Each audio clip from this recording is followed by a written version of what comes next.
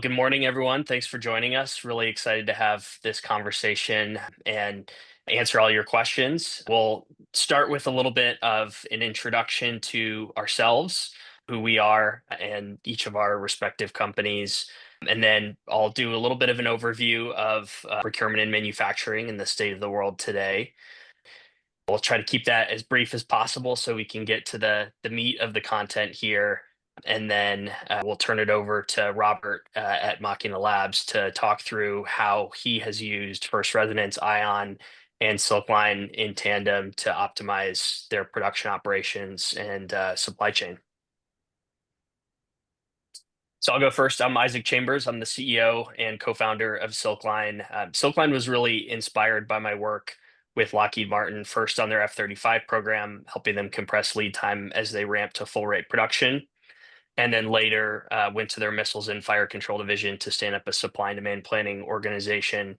And even giant advanced companies like Lockheed Martin have a lot of manual processes that go into orchestrating a really complex and diverse supply base. Everything from mom and pop machine shops to large OEMs and primes that they do business with. And for companies like Lockheed, they had their systems of record, like an SAP.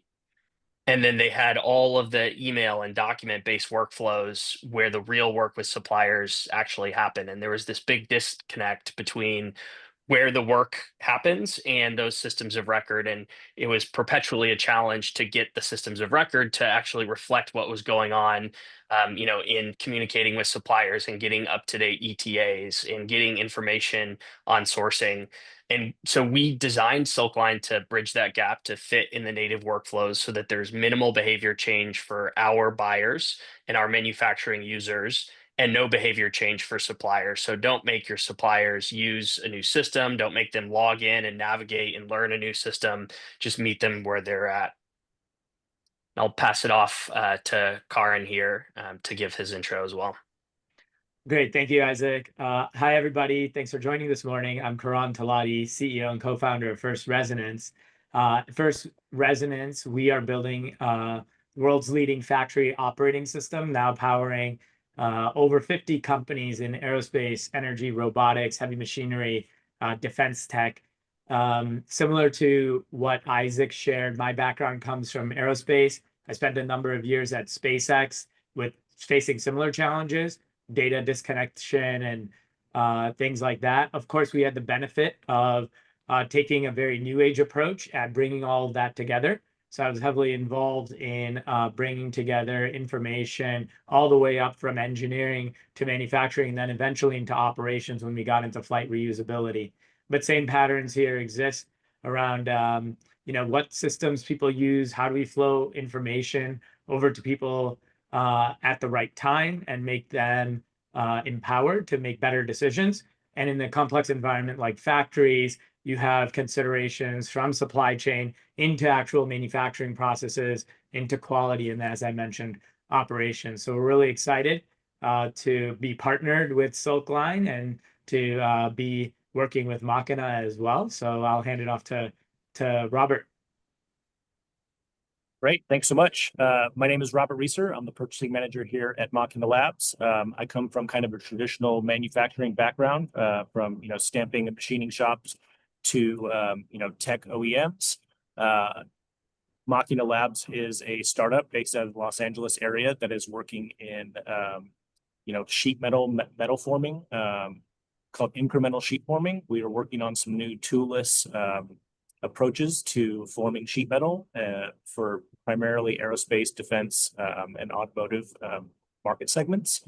And we're excited to share more about these strategic gains from Silkline and First Resonance today. Thanks.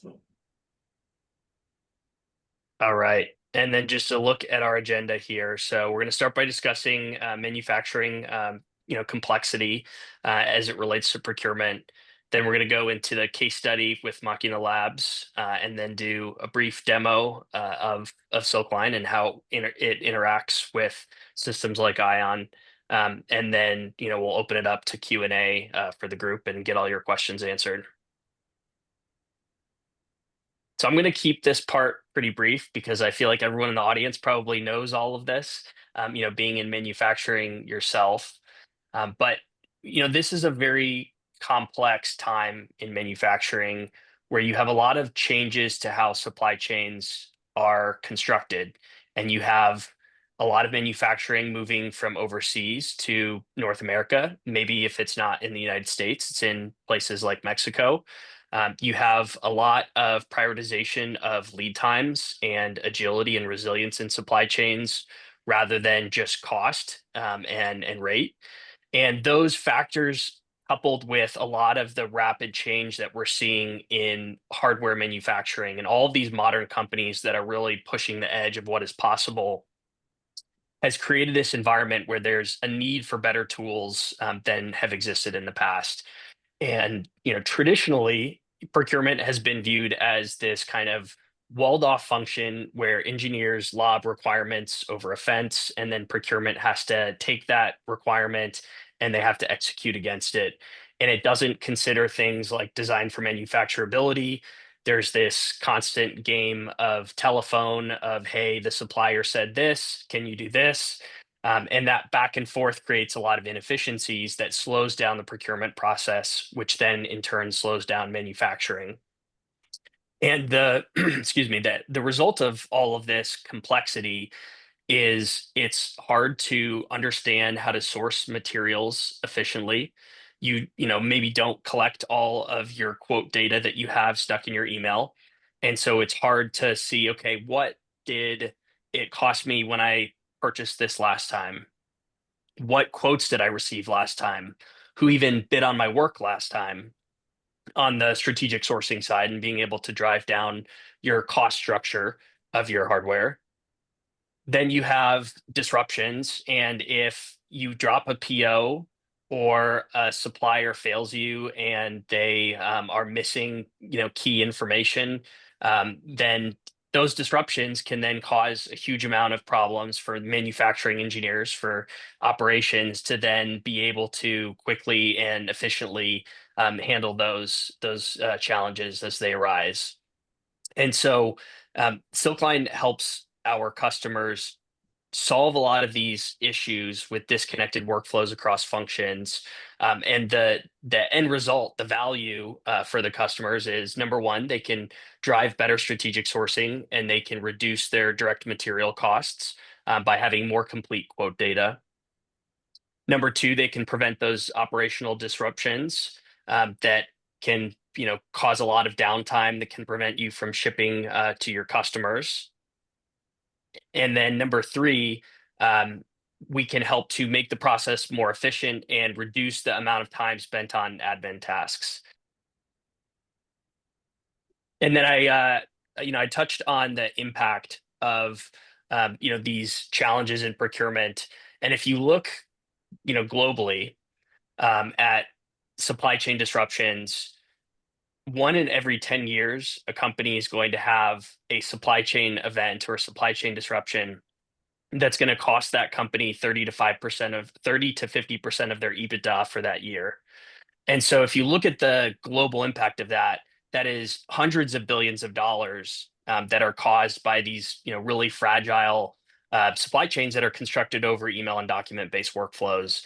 And that is what we're trying to solve, is allow you to collaborate more efficiently with your suppliers so that you can avoid downtime, you can reduce your risk, and you can improve your cost structure and optimize across cost, quality, and lead time. And now I'd like to introduce Robert Reeser at Machina Labs to walk through a case study of how he uses First Resonance Ion coupled with Silkline to help them, optimize their procurement processes. Hey everyone, how's it going? I'll tell you a little bit more about Machina Labs and kind of our mission, what we do, and what kind of challenges in the market we're trying to serve. Like I said before, we're a technology startup based out of Los Angeles County, and we're trying to unlock new manufacturing methods using robotics and artificial intelligence. So behind me, you can see a large system. It's called the Robo Craftsman system. And this is a portable sheet metal forming system that we've developed over the last couple years that we're using to kind of push the boundaries of metal forming with no tools. So it can fit a 60-inch by 144-inch long sheet metal piece, and we can form basically almost any geometry on these, depending on the draft angle. So we're still, this technology is still in an infancy stage, and so as time goes on, we're hoping that this technology will enable rapid iteration and innovation and design to enable a flexible factory. Any factory that gets set up now, a Tesla factory in Texas spends hundreds of millions of dollars to bring up the machinery, tooling, personnel, training required to produce one product. And then, if there's changes to that product or that product is discontinued, that factory is really no longer efficient for producing that product. It can only produce that one product. And so the machine we have behind you is designed to be enabled to produce multiple products on the same machine in the same factory, just switching out feedstock. Primarily serve aerospace and defense and automotive industries. It's a wonderful place to work. I love being here. And, since starting about 2 years ago, we've kind of addressed some organizational challenges that have been posed by, what Isaac's been talking about, which is, email and phone call based procurement workflows. So challenge one is kind of our supplier communications, right? As a buyer, you live and die on your communications with your supplier, your confirmations, your quotes. And so, previously, procurement data is scattered across multiple systems. It's within your ERP system. It's within multiple people's emails, Teams, Slack, Jira boards, whatever, sources that you're using to, collect this actionable data, whether it's quotes, requests, et cetera. It's scattered. And second challenge is that, it's uncertain which suppliers are delayed. If you're in a high procurement flow environment where, you have multiple buyers and a lot of analytics feeding decision-making in your organization, you live and die on the data that comes into your company. So it can be very easy to have costly, delays in your organization that can come from, someone missing a email of a supplier saying, hey, we're not going to be able to make this delivery date. We need to push it out a couple weeks. So just one missed email, just one miscommunication can cause, all sorts of chaos for your business. One of the third challenges is that engineering resources are diverted by manual tasks. If you're going back and forth on email, asking for red lines, asking for updates to requisitions or updates to, a data system, that's really time that's not spent, performing core competencies. And so, talk a little bit more about the current state, which is, we've used Silkline to simplify requisition workflows drastically. Previously, I was kind of receiving requisitions, 30 to 60 requisitions a month through email, Teams messages, people flagging you down in the hallway.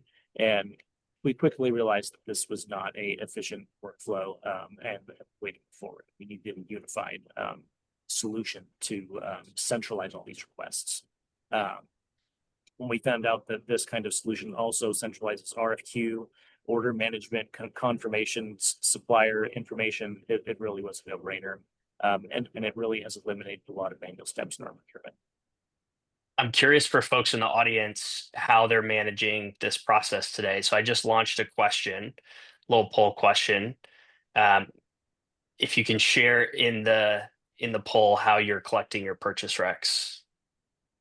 We're seeing quite a mix. We have a lot of email and Slack, Jira boards, a lot of different places, and then a few in the ERP. So let's talk about inefficient workflows. Unnecessary administrative overhead, and time wasted. Any time that I'm wasting figuring out what one of my requisitioners need is time that I'm not spent taking care of, core competent tasks or actually taking care of their requests. And these delays can compound over time.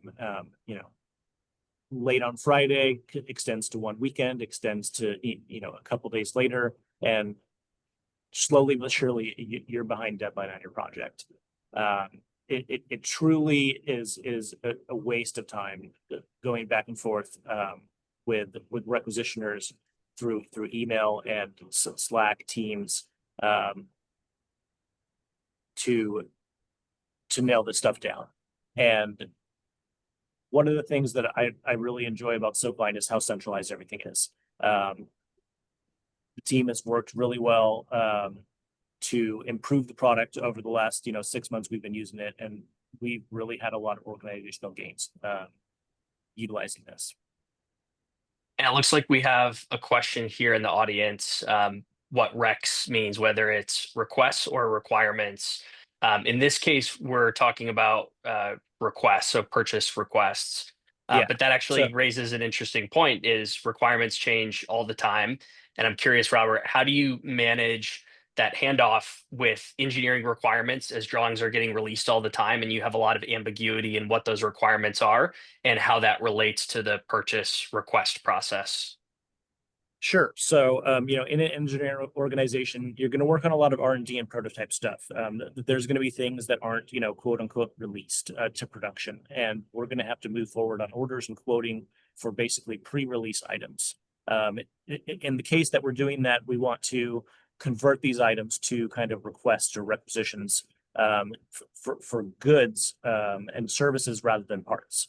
And not basically a strategy that we kind of use is if an item is released and we're planning to make it in a certain quantity at a certain time, then we're going to utilize manufacturing resource planning reports to pull inventory from our system to let us know what inventory we need to buy, what inventory we need to source to kind of complete this challenge. But during the kind of pre-release process, the onus is more on kind of my engineering organization to help define what exactly it is that they want.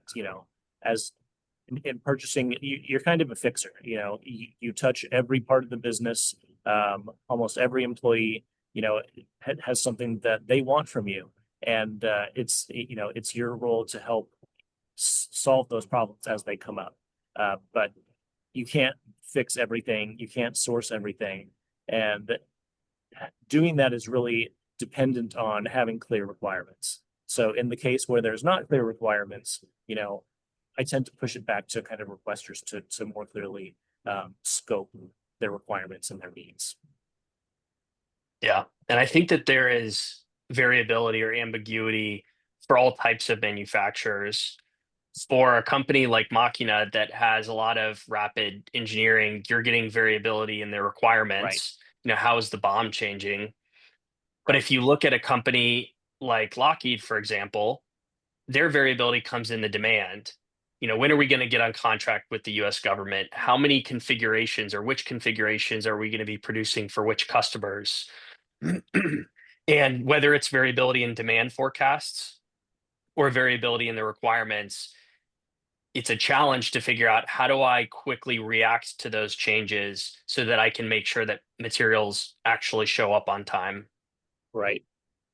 Yeah. And, this is really a challenge related to the mission of each company and like what really is the mission of your procurement organization. Here at Machina, we have a really, our team's on the smaller side. And so throughput and agility is really valued in a lot of these requisition cases. That might not be the case in other organizations. I have personally worked in organizations that are very aggressive in pursuing cost savings for an established product line, and that is the number one goal of the procurement organization. So at all of your actions, most of your actions during your workday should be working towards that goal. Yeah, it's the triangle, right? Like, you can have good lead time, you can have good quality, or you can have good cost. You can have Exactly. two of those, but you can't have all three. Exactly. You can get pretty close, but I don't think you can really get all three. You can get about 2.5. Yeah. Great. We go to the next slide, please. Thank you. So the challenge tree is missed cost savings. If you're not collating all this information together, if you're not sharing it with your coworkers, then it's not actionable.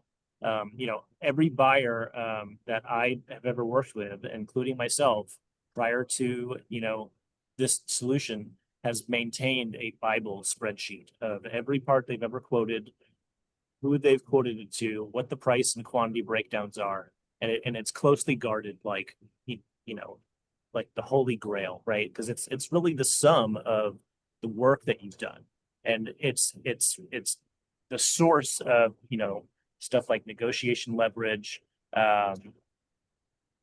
working with your suppliers to drive prices down, reducing material costs, and having full visibility into the cost savings that you get by resourcing, renegotiating purchase agreements with your vendors. So one of the things that Silkline has really helped out with in this aspect is that it's just as easy to send a quote to one vendor at a time as it is to send to one quote to 10 vendors at the same time.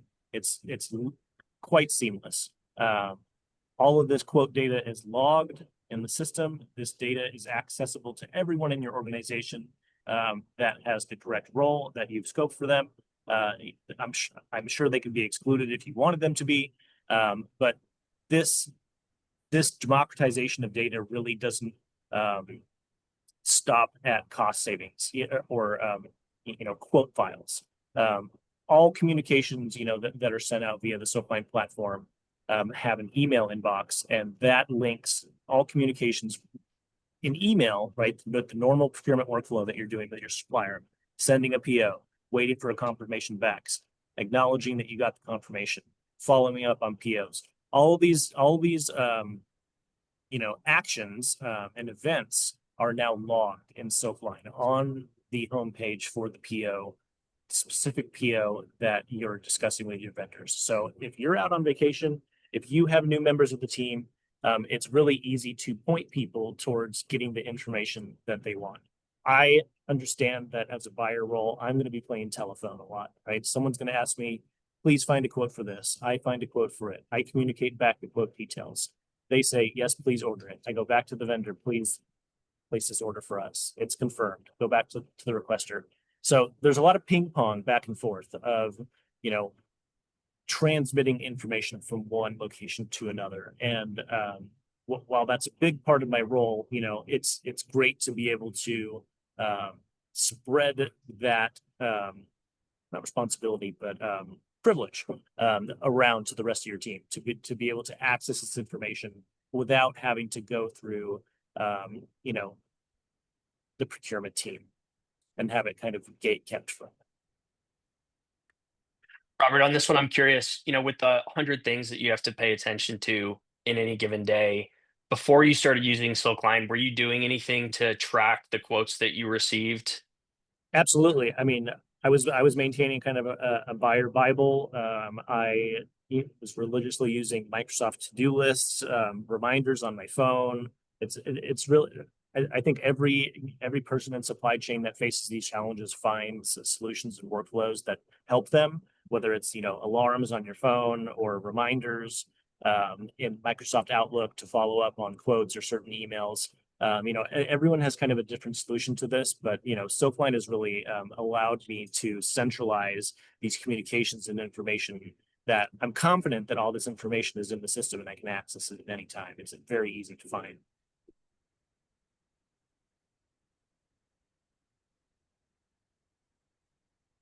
All right, so let's talk about challenge 4 is compliance risk. Certain organizations that work with controlled information, maybe in the aerospace realms, defense realms, ITAR. It's extremely important to follow the regulations and guidelines that are set for you in this, to not have your company run afoul with any CMMC certification or information security certification that is relevant to kind of these spaces. The government has kind of cracked down and imposed a lot more requirements on manufacturers to follow CMMC compliance. And this can be a bottleneck to quoting out more parts to efficient procurement operations. So one of the things that, what we've found a benefit in with Silkline is the full traceability of orders and communications, like I've discussed before. Automated documentation. Our suppliers can upload certs into the portal. They can upload CFCs. They can upload test reports, inspection reports, part photos, all into the Silkline portal, no problem.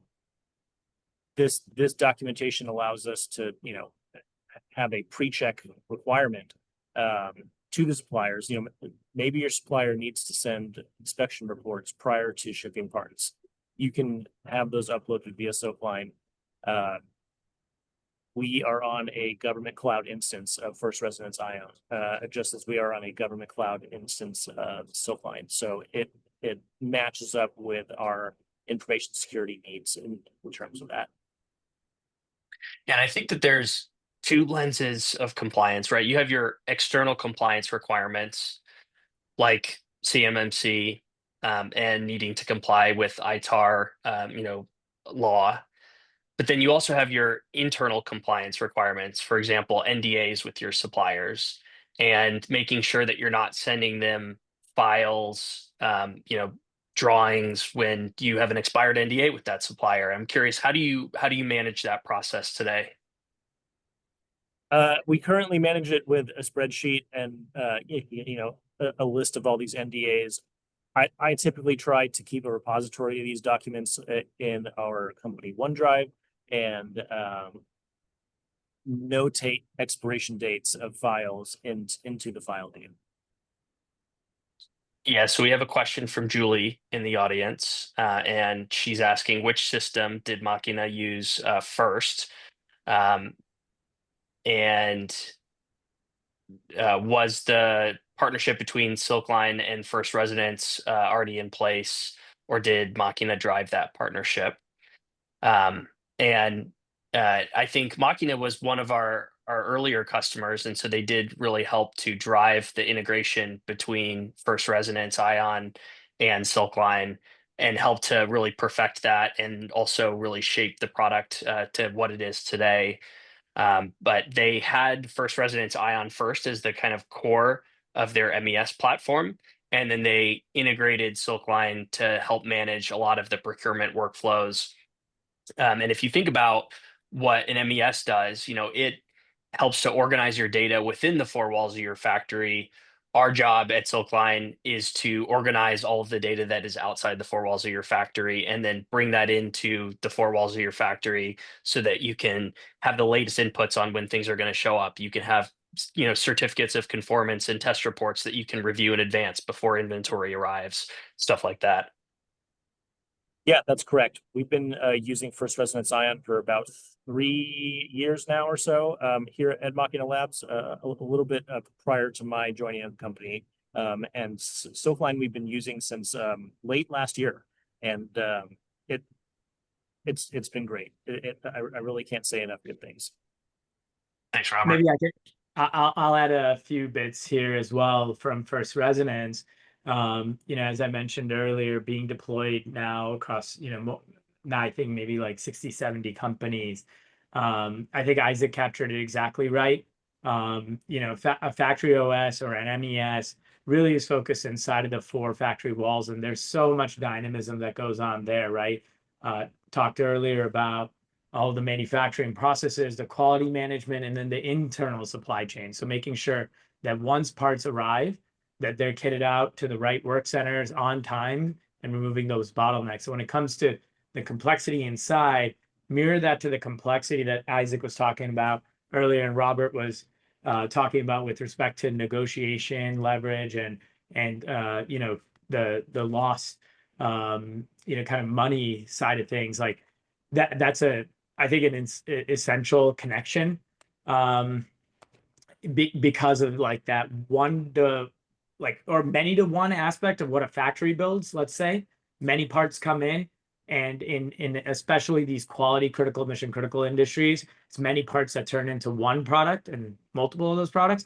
And then you think about like the mirror side of it. So it's just a completely different different beast, right? Where inside of a factory, you definitely you can't have people emailing each other, so you kind of want to force the constraint. But when it comes to the supply chain, I think what I've really appreciated learning is from the supply chain perspective, lean into that, because forcing suppliers onto a tool, there's just so much overhead for procurement people that I think like Silkline uniquely appreciates and gets and makes for a good partner.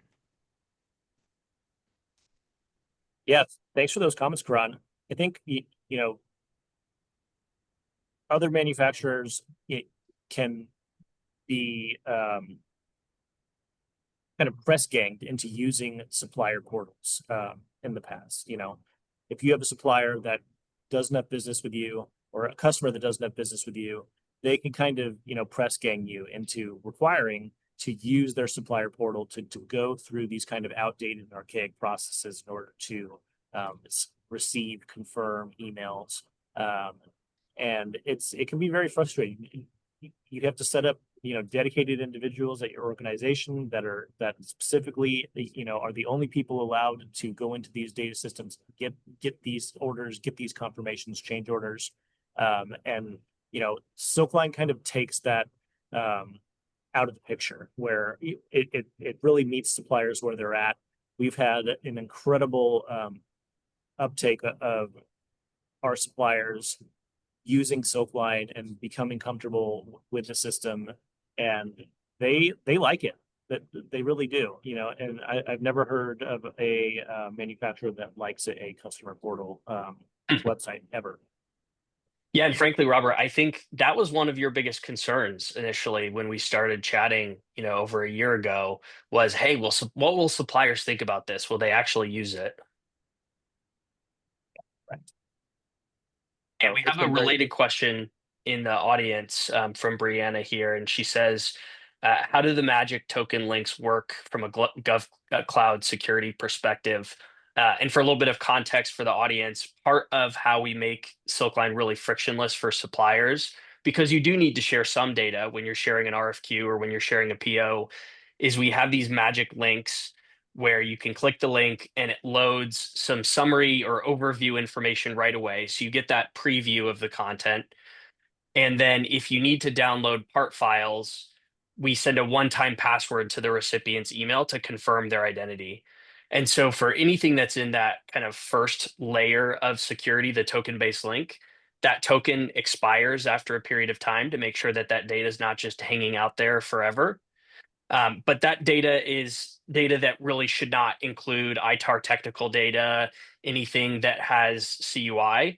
Anything that has ITAR technical data or CUI should be protected under that second layer of security, where we are actually verifying the individual's identity and that they were the intended recipient of a particular document before they're able to download it and access it. And that's how we're able to build a system that suppliers don't need to think about creating accounts. They don't need to log in. They don't need to remember passwords. But we keep it secure and make sure that only intended recipients are accessing that protected data.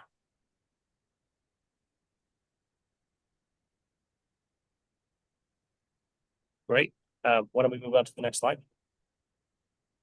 So let's talk about some measurable outcomes. I work in a business where, a single day of line down, not being able to produce, can cause up to $50,000 in losses.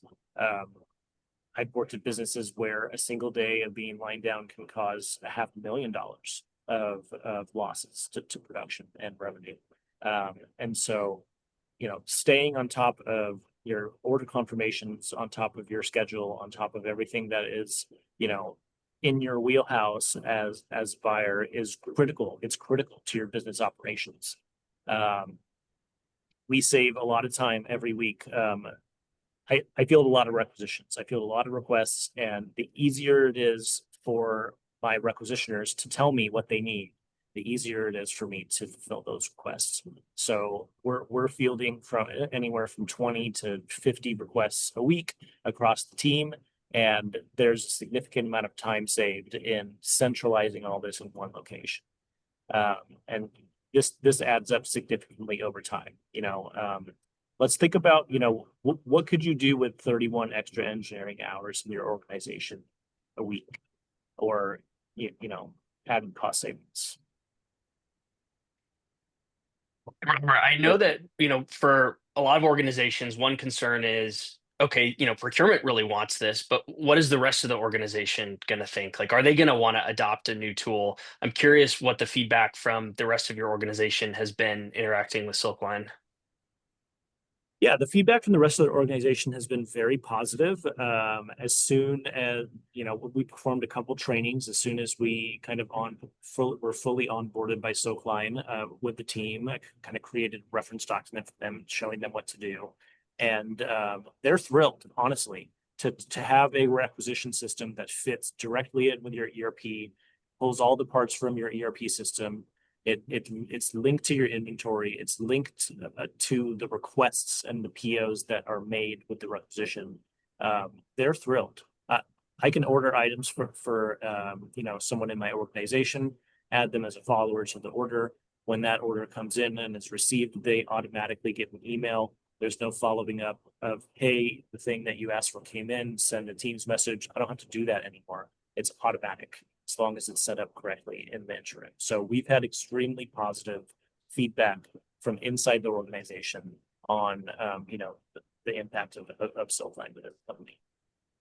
Awesome. Yeah. And that's, why we designed Silkline the way that we did, to create that collaboration, and also a big part of why we felt that we should never have per seat licensing, because we feel that you shouldn't have to think about, do I add the shipping clerk? Do I add the the accounts payable person? Do I add this engineer because, is it worth it for them to participate in the process? Like, the answer should always be yes.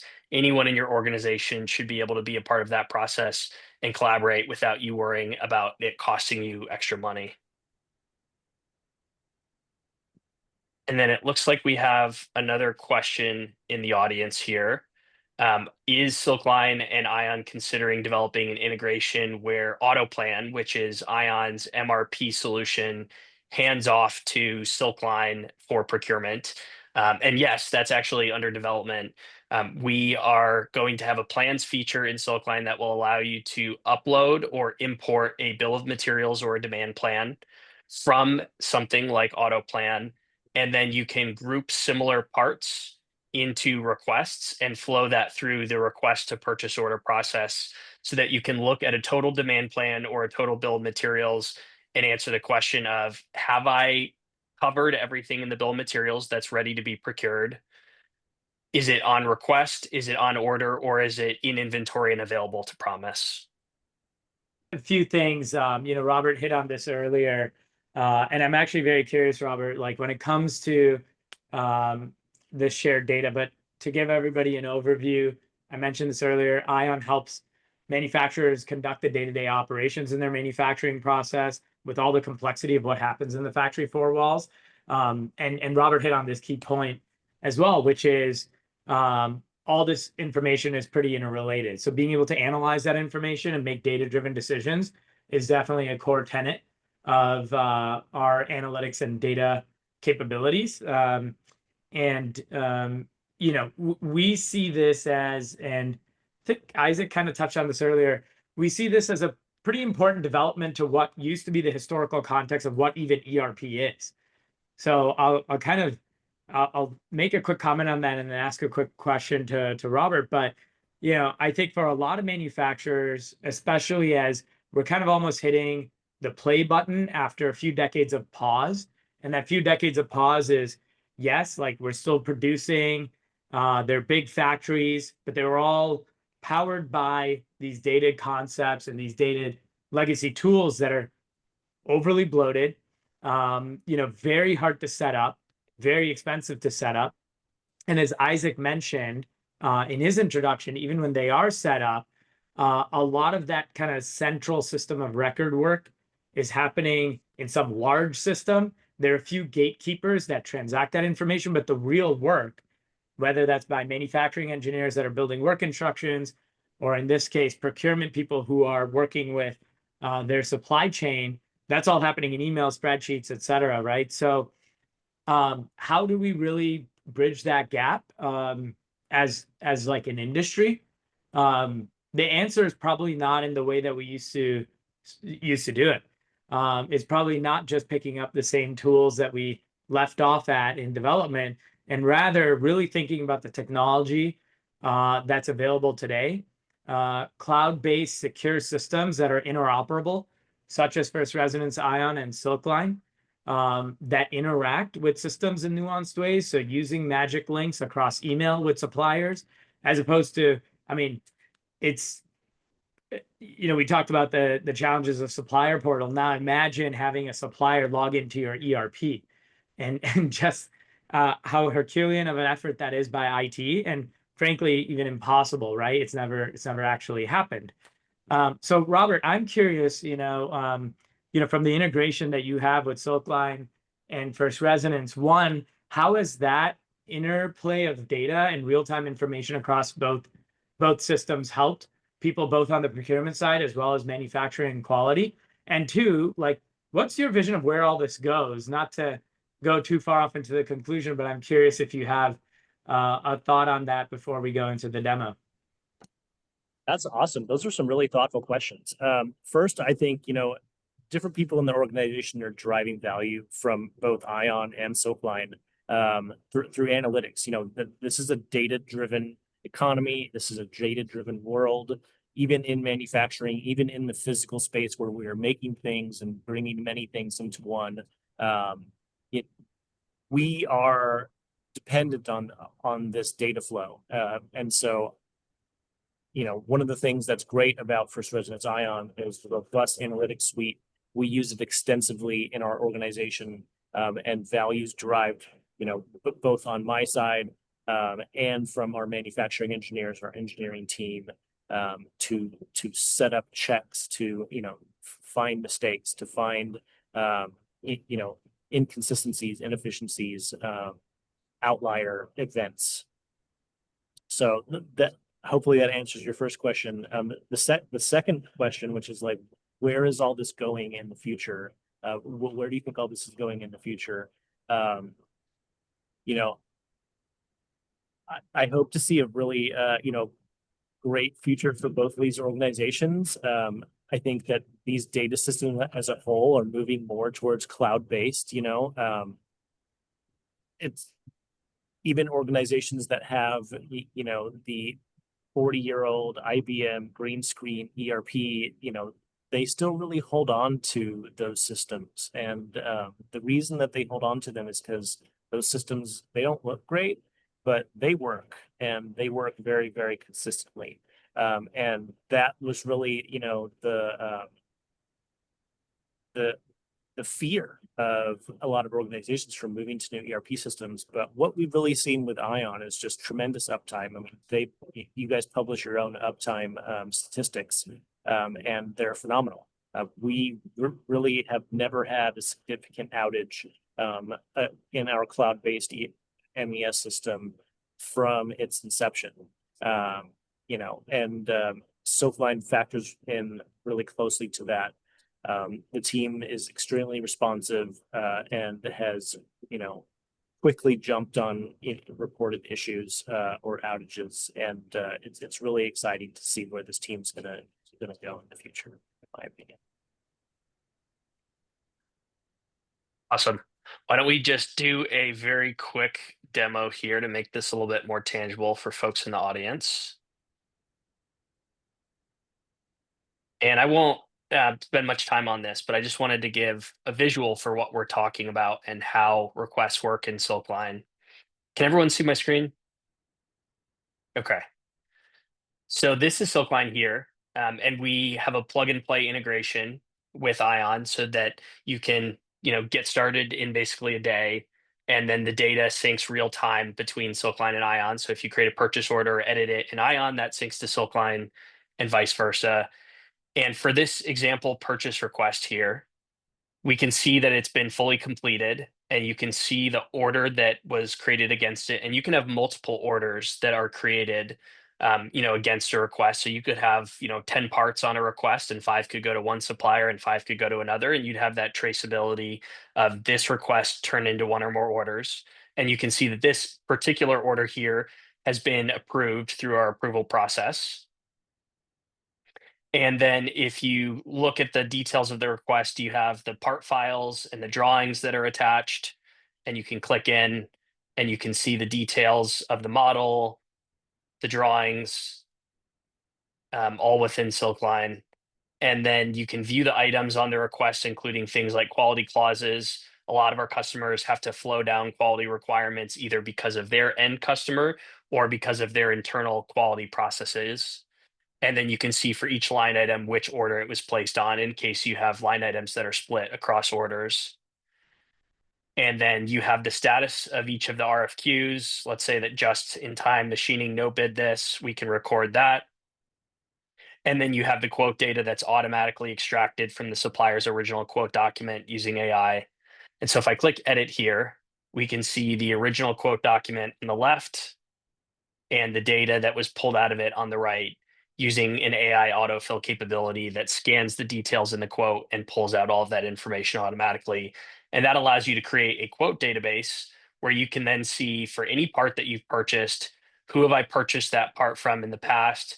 What was the last price that they quoted it at? And what was the last price that I actually ordered from that supplier?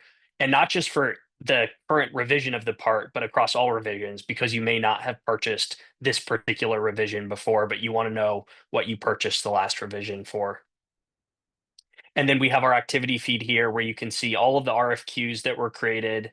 You can see the email correspondence to and from. So if someone's out of the office, you can go in and you can see that history and they can jump in and have all that context. And you can even see when the supplier views and downloads the RFQ files and then search across this.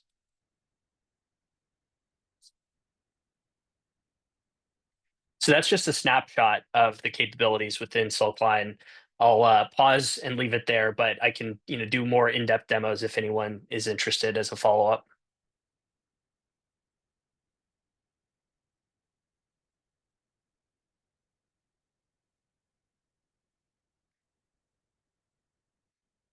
All right, I know we talked a little bit about the integration between Ion and Silkline. Maybe Robert, you can give a little bit of color of how you kind of use both systems and what that integration feels like, between the two systems. Yeah, so it's always going to be difficult when you're kind of having two competing systems of record here.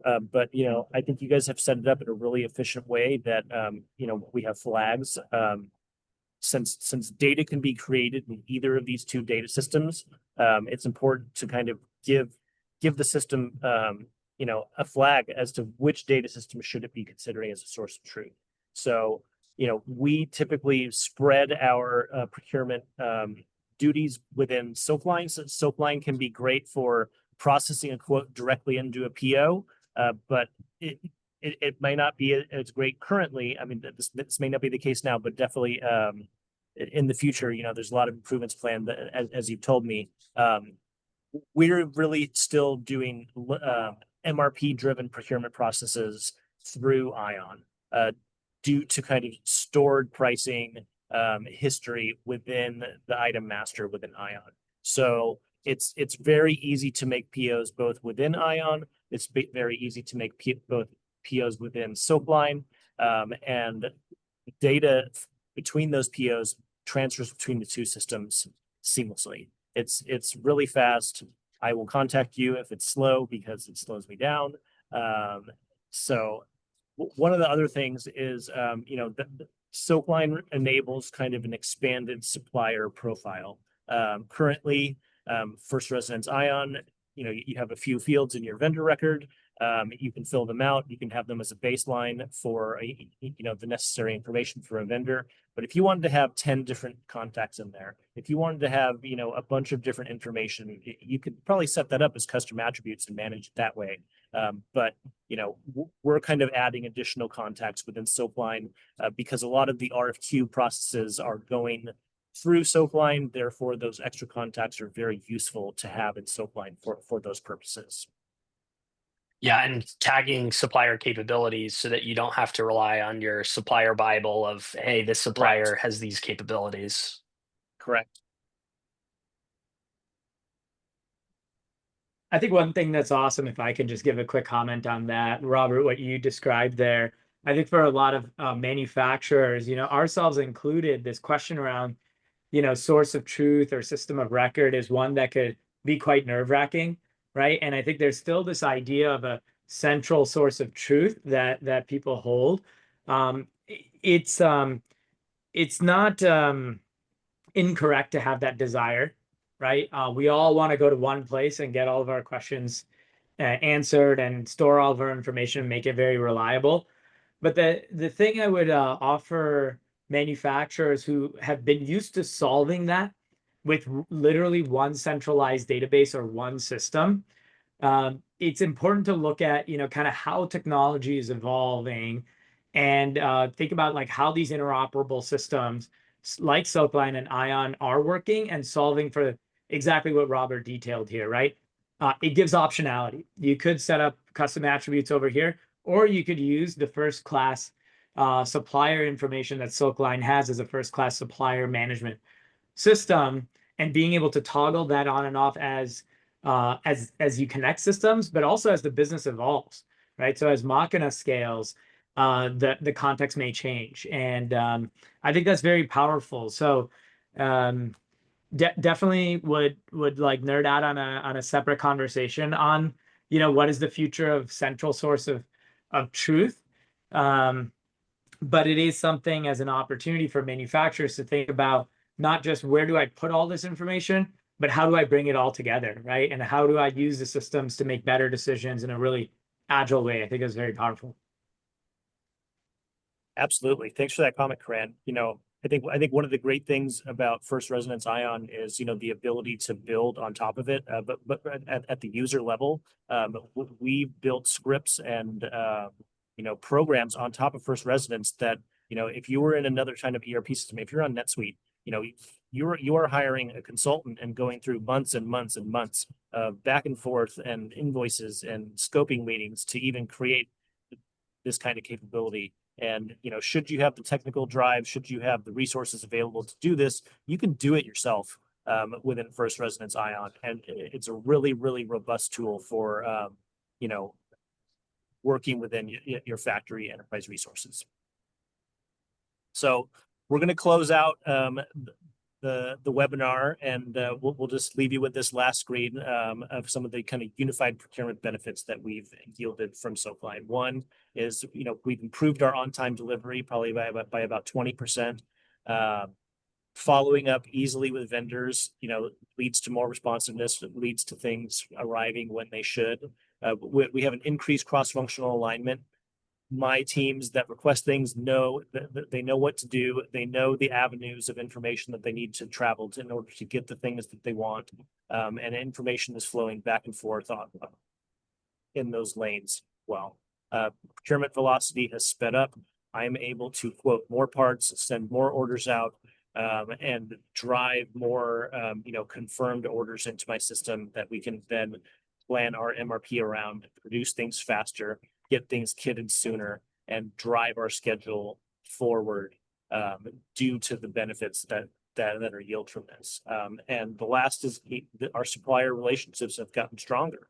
The suppliers that have really embraced Silkline have they've yielded the benefits. These suppliers can we have actionable data on bid rate, win rate, lose rate of quotes. And, I think that's something that those are analytics that a lot of purchasing organizations don't capture is, do you know exactly what the bid rate is or the win rate is of your different suppliers? And we know that with Silkline.